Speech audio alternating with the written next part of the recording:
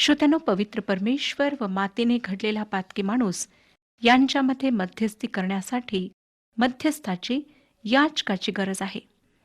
आणि असा याजक की तो देवाचे मनोगत माणसापर्यंत पोहोचवेल व माणसाच्या दुबळेपणाविषयी देवाजवळ रदबदली करेल, जो माणसाचा अशक्तपणा जाणतो पण स्वतः त्या अशक्तपणाने व्यापिलेला नाही. आणि असा याजक मध्यस्थ आम्हाला येशू ख्रिस्तामध्ये देण्यात आला आहे. त्या संदर्भातली माहिती आपण मागील कार्यक्रमात इब्रिलोकास पत्र याच्या 5व्या अध्यायातून घेतली. आता आपण त्या पुढील भागाचा अभ्यास करणार आहोत. इब्रिलोकास पत्र याच्या 5व्या अध्यायातील 6व्या वचनातून आपण शिकलो की प्रभू येशू ख्रिस्त मल्कीसदेकाच्या संप्रदायाप्रमाणे युगानुयुगेचा याजक आहे. म्हणजे जो प्रारंभ आहे व शेवट आहे, जो आदी व अंत आहे, तो प्रभू येशू ख्रिस्त आमचा युगानुयुगीचा याजक आहे. त्याने या पृथ्वीवरचे आमचे जीवन मानवरूप घेऊन अनुभवले आणि तो आमच्या भावना, आमचे संघर्ष, आमचे दुःख, आमचे विचार फार सुंदर रीतीने जाणतो. त्याच्याविषयी इब्रिलोकास पत्र 5वा अध्याय आणि 7वे वचन सांगते, आपल्याला मरणातून तारावयास जो समर्थ आहे, त्याच्याजवळ त्याने आपल्या देहावस्थेच्या दिवसात मोठा आक्रोश करीत व अश्रुगाळीत प्रार्थना व विनवणी केली आणि ती त्याच्या सद्भक्तीमुळे ऐकण्यात आली. येशू ख्रिस्ताच्या रडण्याच्या 3 नोंदी आम्हाला पवित्र शास्त्रातून वाचायला मिळतात. त्यापैकी पहिली नोंद लाजरसाच्या मृत्यूच्या संदर्भात आहे. त्यावेळेस जरी प्रभू येशूला ठाऊक होते की तो लाजरसाला मरणातून उठविणार आहे, तरी त्याचे हृदय आपल्या मृत भावाकरिता शोक करणाऱ्या बहिणींसाठी कळवळले. तो त्यांच्यासाठी रडला. आपल्या प्रिय व्यक्तीच्या कबरेजवळ उभे असताना तुम्हाला व मला काय वाटते हे त्याला चांगले माहीत आहे. प्रभू येशू दुसऱ्या वेळेस रडला, ते यरुशलेमकरिता. आणि मला वाटतं की देवाच्या वचनाचा, देवाच्या सेवकांचा अव्हेर करून त्यांचा छळ करणाऱ्या शहरांकरिताही प्रभू येशू अश्रू ढाळत असावा. आणि तिसऱ्या वेळेस प्रभू येशू रडला, ते गेतसेमने येथील बागेमध्ये. वधस्तंभावरचे मरण पत्करण्याआधी येशूने जेव्हा परात्पर देवाची प्रार्थना केली, तेव्हा तो रडला.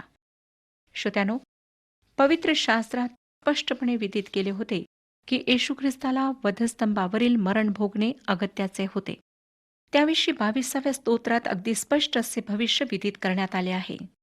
तुमच्या व माझ्या पापांकरिता वधस्तंभाच्या वेदीवर देवाच्या पुत्राने आपले रक्त सांडले. लेवीचे पुस्तक 17वा अध्याय आणि 11व्या वचनात परमेश्वराने म्हटले आहे. लेवीचे पुस्तक 17वा अध्याय 11वे वचन, कारण शरीराचे जीवन तर रक्तात असते आणि तुमच्या जीवाबद्दल वेदीवर प्रायश्चित करण्यासाठी ते मी तुम्हाला दिले आहे. कारण रक्तात जीव असल्याकारणाने रक्तानेच प्रायश्चित होते. जुन्या करारात प्राण्यांच्या अर्पणाचे रक्त केवळ पाप झाकत असे. त्यामध्ये पाप दूर करण्याचे सामर्थ्य नव्हते. परंतु ख्रिस्ताचे रक्त तुमच्या जीवाबद्दल प्रायश्चित व्हावे म्हणून देण्यात आले आहे. वधस्तंभावर येशूने ते रक्त सांडवले. त्याने योहानकृत शुभवर्तमान 3रा अध्याय 14व्या वचनात निकोदेमस याला सांगितले. योहानकृत शुभवर्तमान 3रा अध्याय 14वे वचन, जसा मोशेने अरण्यात सर्प उंच केला, तसेच मनुष्याच्या पुत्राला उंच केले पाहिजे. वधस्तंभावरील मरण हे फार वेदना, यातना देणारे होते हे स्पष्टच आहे. आणि त्या मरणाची येशू ख्रिस्ताला भीती वाटत होती, म्हणून तो रडला असे नाही. श्रोत्यानो, ते मरण या जगातल्या कोणत्याही धाडसी हुतात्म्याच्या मरणापेक्षा वेगळे होते. आणि आपण आत्ताच जी वचने वाचली त्यावरून स्पष्टच होते की येशूचे मरण मानवजातीच्या पापाच्या प्रायश्चित्ताकरिता होते. यापेक्षा अधिक मोठा त्याग कोणता असणार आहे? 7व्या वचनात आम्ही वाचले की त्याने स्वतःला मरणापासून तारावयास जो शक्तिमान त्याजवळ मोठ्या आक्रोशाने व अश्रुगाळीत प्रार्थना व विनवणी केली. मरणाच्या भयानक अनुभवापासून तारावयास जो समर्थ आहे, त्याच्या जवळ येशूने प्रार्थना केली. त्या भयानक काळामध्ये त्याने संपूर्ण मानवजातीचे पाप आपल्या खांद्यावर वाहिले. आणि ज्यांच्याकरिता त्याने एवढा मोठा त्याग केला, तेच लोक त्यावेळेस त्याची निंदा करीत होते, तिरस्काराने त्याची अवहेलना करीत होते. एवढेच नव्हे, तर ज्याच्याशी तो एकरूप होता त्या स्वर्गीय पित्याने आपले मुख त्या क्षणी त्याच्यापासून फिरवले होते. अशा वेळेस त्याने त्या रात्री आक्रोशाने व अश्रुगाळीत प्रार्थना व विनवणी केली. यामध्ये काही नवल नाही. ज्या रात्री त्याला अटक करण्यात आली, त्या रात्री अटक होण्यापूर्वी तो त्या बागेत प्रार्थनेसाठी आला. तो तेथे आला तेव्हा त्याच्या समोर मानवी दृष्टीने अतिभयंकर असा मृत्यू होता आणि एक देवाने समोर ठेवलेली आवश्यकता होती. मानवाच्या पापाचे प्रायश्चित त्याला करायचे होते. अशा वेळेस त्याला त्याच्या प्रिय मित्रांचीही साथ मिळाली नाही. जरी त्याने त्यांना जागे राहण्याची विनंती केली होती, तरी तो प्रार्थना करीत असताना ते झोपी गेले.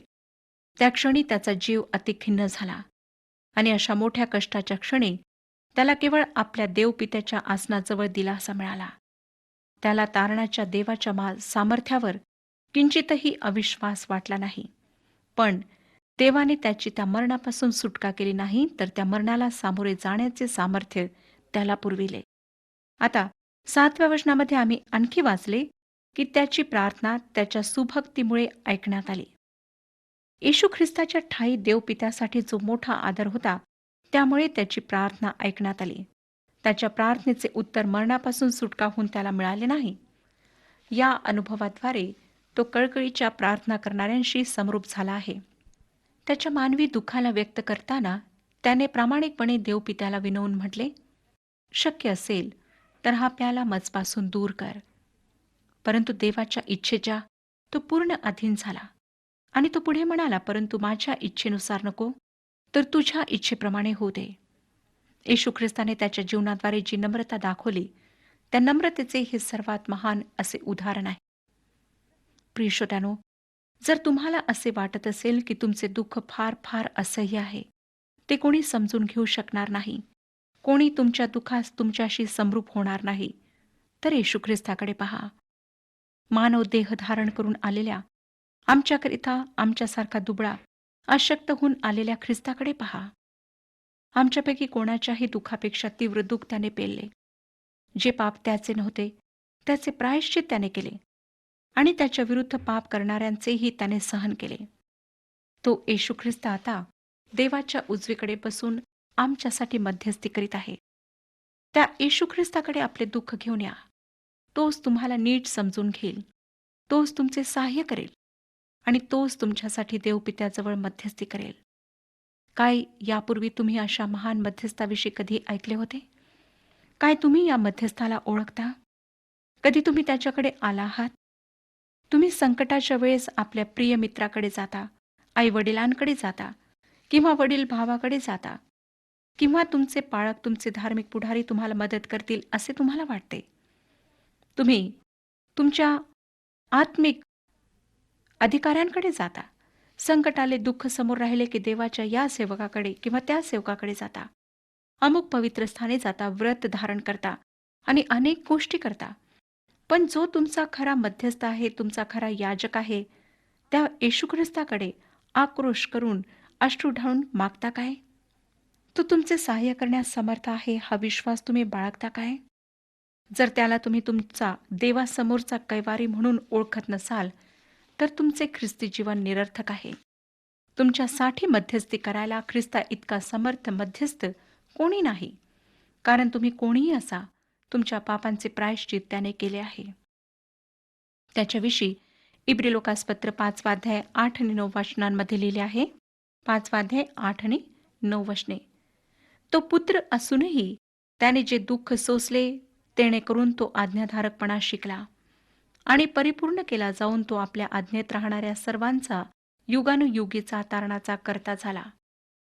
श्रोत्यानो, येशू ख्रिस्ताने त्याच्या वधस्तंभावरील मृत्यूच्या द्वारे जे तारण आम्हाला दिले, जी पापांपासून मुक्ती दिली, ती युगानुयुगीची आहे. ती क्षणभर टिकणारी नाही, तर सर्व काळ टिकणारी आहे आणि ती कोणी कधी गमावू शकत नाही. आणि जे येशूच्या आज्ञेत राहतात, त्यांचा तो तारण करता झाला. एकदा एका ठिकाणी लोक समुदायाने येशूला विचारले, देवाची कामे आमच्या हातून व्हावी म्हणून आम्ही काय करावे? यावर योहानकृत शुभवर्तमान 6 अध्याय 29 वचनात त्याने उत्तर दिले, देवाचे काम हेच आहे की ज्याला त्याने पाठविले त्याचवर तुम्ही विश्वास ठेवावा. येशूच्या आज्ञेत राहायचे तर त्याच्यावर विश्वास ठेवणे अगत्याचे आहे. 8व्या वचनातून आपण वाचले की तो पुत्र असताही त्याने जे दुःख सोशिले, तेणेकरून तो आज्ञांकितपणा शिकला. ख्रिस्ताने मानवी देह धारण केला व त्या रूपामध्ये असताना तो देवाच्या आज्ञेत राहिला. तो म्हणाला, मी पित्याची इच्छा पूर्ण करण्यासाठी आलो आहे. ज्याला आज्ञेत राहणे माहिती नाही अशा माणसाप्रमाणे येशू आज्ञेत राहायला शिकला, असा या वचनाचा अर्थ नाही, हे लक्षात घ्या. त्याने देवपुत्र असतानाही मानवी देह धारण करणे हे एक आज्ञा पालनाचे कृत्य होते. तो 12 वर्षांचा होता तेव्हाही तो एक आज्ञाधारक मुलगा होता, हे शुभवर्तमानातून आम्हाला वाचायला मिळते. तो नेहमीच देवपित्याच्या आज्ञेत राहिला, हे त्याच्या सेवेतून स्पष्ट होते. त्याने एकदाही स्वतःची इच्छा पूर्ण करण्याचा प्रयत्न केला नाही. तर योहान शुभवर्तमान 4 अध्याय 33 वचनात त्याच्या शिष्यांना येशू म्हणाला, ज्याने मला पाठविले त्याच्या इच्छेप्रमाणे करावे व त्याचे कार्य सिद्धीस न्यावे, हेच माझे अन्न आहे. आणि या त्याच्या विधानातून देवपित्याची आज्ञा पाळणे हे त्याच्या जीवनाचे अंतिम ध्येय होते, हे आमच्या लक्षात येते. मग हा प्रश्न निर्माण होतो की तो पुत्र असताही त्याने जे दुःख सोशिले जेणेकरून तो आज्ञांकितपणा शिकला म्हणजे काय? तो नेहमीच आज्ञांकित होता आणि अत्यंत प्रखर अशा शारीरिक वेदना होत असतानाही त्याने देवपित्याबाबत आपला आज्ञांकितपणा सोडला नाही. त्याच्याविषयी प्रेषित पॉल फिलिप्पियरास पत्र 2 अध्याय 7 आणि 8 या वचनांमध्ये लिहितो. फिलिप्पियरास पत्र 2 अध्याय 7 आणि 8 वचने. तर त्याने स्वतःला रिक्त केले आणि मनुष्याच्या प्रतिमेचे होऊन दासाचे स्वरूप धारण केले आणि मनुष्य प्रकृतीचे असे प्रकट होऊन त्याने मरण आणि तेही वधस्तंभावरचे मरण सोशिले. येथपर्यंत आज्ञापालन करून त्याने स्वतःला लीन केले. त्याने त्या गेसेमने बागेत तो दुःखाचा प्याला दूर व्हावा म्हणून कळकळीची प्रार्थना केली, परंतु त्याची ती प्रार्थना ऐकण्यात आली नाही. म्हणजे तो दुःखाचा प्याला त्याच्यापासून दूर करण्यात आला नाही, तरीही त्याने मरण सोसण्यापर्यंत आज्ञापालन केले, असे की आज्ञापालन यापेक्षा अधिक होऊ शकत नाही. आणि अशा प्रकारे तो सिद्ध झाला व त्याच्या आज्ञेत राहणाऱ्या सर्वांचा युगानुयुगाचा तारणकर्ता झाला. प्रिय श्रोत्यानो, ख्रिस्ती जीवन खडतर आहे, कठीण आहे, ही गोष्ट सत्य आहे. पण हेही सत्य आहे की या जीवनात व या जीवनानंतर मिळणारे आशीर्वाद फार मौल्यवान आहेत. त्यांची किंमत आम्हाला सोने किंवा रुपे यांच्यात करता येणार नाही. त्यासाठी आम्हाला ख्रिस्ताच्या आज्ञेत राहणे आवश्यक आहे. ख्रिस्ताने मरणापर्यंत देवाची आज्ञा पाळली. त्याच्या विश्वासात चालत असताना एवढी टोकाची परीक्षा तुमच्या व माझ्यावर अजून आली नाही आणि तो आमच्या सहनशक्तीची मर्यादा समजतो, म्हणून तो आम्हाला अभिवचन देऊन सांगतो की तो कोणतीही परीक्षा आमच्या सहनशक्तीच्या पलीकडे होऊ देणार नाही व परीक्षेबरोबर तिच्यातून निभावण्याचा उपाय तो करेल. ती सहन करण्यास तो आम्हाला सामर्थ्य देईल. म्हणून आज जर फार कटू संकटामुळे तुम्ही येशू ख्रिस्ताकडे पाठ फिरविण्याचा विचार करीत असाल, तर तो विचार सोडून द्या. ख्रिस्ताकडे पहा. त्याने तुमच्यापेक्षाही कितीतरी अधिक पटीने देवाची आज्ञा पाळली आहे आणि तुमची या संकटाच्या वेळेसची मनस्थिती तो समजू शकतो. तो तुमच्यासाठी यावेळेस देवपित्याजवळ मध्यस्थी करीत आहे. सर्व प्रकारे पारखण्यात आलेला याजक ख्रिस्तामध्ये तुम्हाला प्राप्त झाला आहे. तो तुम्हाला म्हणत आहे, जगात तुम्हाला क्लेश होतील, तरी धीर धरा, मी जगाला जिंकले आहे. आता आपण 10वे वचन वाचूया. आणि त्याला मल्कीसदेकाच्या संप्रदायाप्रमाणे प्रमुख याजक असे देवाकडून संबोधण्यात आले. देवाने त्याला अशा प्रकारचे नाव दिले आणि त्याचे कारण आपण आत्ता पाहिलेच आहे. प्रभू येशू ख्रिस्ताच्या याजकीय सेवेविषयी ही सर्व माहिती दिल्यानंतर इब्री लोकासपत्र ह्याचा लेखक आम्हाला एका धोक्याविषयी सूचना देत आहे. हा धोका नीट न ऐकण्याचा किंवा दुर्लक्ष करण्याचा आहे. इब्री लोकासपत्र 5 अध्याय 11 वचन. तो म्हणतो, ह्याविषयी आम्हास पुष्कळ सांगावयाचे आहे. ते तुम्हाला समजावून सांगणे कठीण आहे, कारण तुम्ही ऐकण्यात मंद झाला आहात. श्रोत्यांनो, तुम्ही कदाचित तुमच्या मंडळीच्या कार्यक्रमात सक्रिय रूपाने सहभागी होत असाल, पण जर तुम्ही नियमितपणे देवाच्या वचनाचा अभ्यास करीत नसाल, तर त्याबाबत तुम्ही अगदी लहान मुले आहात. ख्रिस्ती विश्वासाच्या जीवनात वाटचाल करीत असताना आमच्यापैकी अनेकांना असं वाटतं की आता विश्वासाच्या आध्यात्मिक वाढीच्या ज्या टप्प्यावर आपण पोहोचलो आहोत तेथेच थांबावे, पुढे जायची गरज नाही. मला विश्वासणारी एक तरुणी माहीत आहे, 6 वर्षांपूर्वी ती मला म्हणत असे, मला आध्यात्मिक गोष्टींविषयी जास्त खोल जाण्याची गरज वाटत नाही. मी कधी-कधी विश्वासणाऱ्यांबरोबर उपासनेत जाते, तेवढेच पुरे. गेल्या महिन्यात ही तरुणी मला भेटली तेव्हा ती हेच म्हणाली, की तुम्हाला तर माहीतच आहे, की आध्यात्मिक बाबींचा अधिक डोस मला नको आहे. जे आहे ते पुरे आहे. श्रोत्यानो, तुम्ही मान्य करा, आगर करू नका. पण तुमच्यातील अनेकांची वृत्ती हीच आहे, होय ना? नको रे बाबा, आम्हाला नाही इतके धार्मिक व्हायचे, असेच तुम्ही म्हणता. पण तुम्ही केवढ्या मोठ्या व सुंदर आध्यात्मिक सत्यांना मुकत आहात, हे तुम्हाला समजत नाही. एखाद्या सम्राटाचा शाही महाल बाहेरून पाहून तृप्त होणाऱ्या अल्पसंतुष्ट लोकांसारखे होऊ नका. खरं सांगू का? जे ख्रिस्तावर मर्यादित स्वरूपाचे प्रेम करतात, ते त्याच्या अधिक सन्निहित जाऊ इच्छित नाहीत. कारण जर कोणी ख्रिस्तावर पूर्ण मनाने, पूर्ण हृदयाने व पूर्ण शक्तीने प्रेम करेल, तर त्याला अधिक जाणून घेण्याचा प्रयत्नही करेल. साधी गोष्ट आहे ही. ज्या व्यक्तीवर तुम्ही मनापासून प्रेम करता, तिच्या सहवासात जास्तीत जास्त राहण्याचा प्रयत्न कराल. तिच्या स्वभावाच्या वेगवेगळ्या पैलूंना जाणून घेण्याचा प्रयत्न कराल. स्वतः तिचा अनुभव घेण्याचा प्रयत्न कराल. पण जर ख्रिस्त तुम्हाला प्रिय नाहीच, तर त्याच्याजवळ येण्याची तसदी तुम्ही का घ्याल?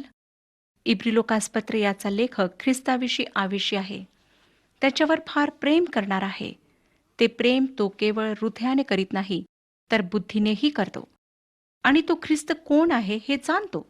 आणि हे ज्ञान इतर विश्वासणाऱ्यांपर्यंत पोहोचवावे ही त्याची कळकळीची इच्छा आहे. परंतु त्याचे म्हणणे हे आहे की त्याचे वाचक म्हणजे यहुदी विश्वासणारे ऐकण्याविषयी मंद झाले आहेत.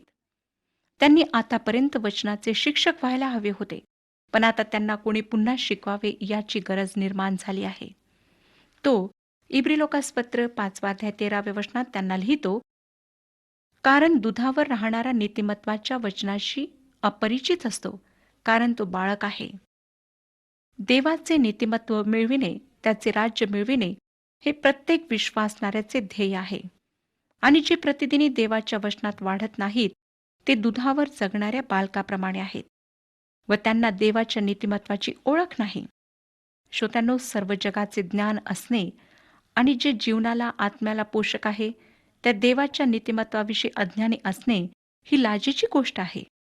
देवाच्या वचनाचे जड अन्न न घेतल्याने आध्यात्मिक व्यंग निर्माण होते व देवाचे गौरव आमच्या जीवनाद्वारे होऊ शकत नाही.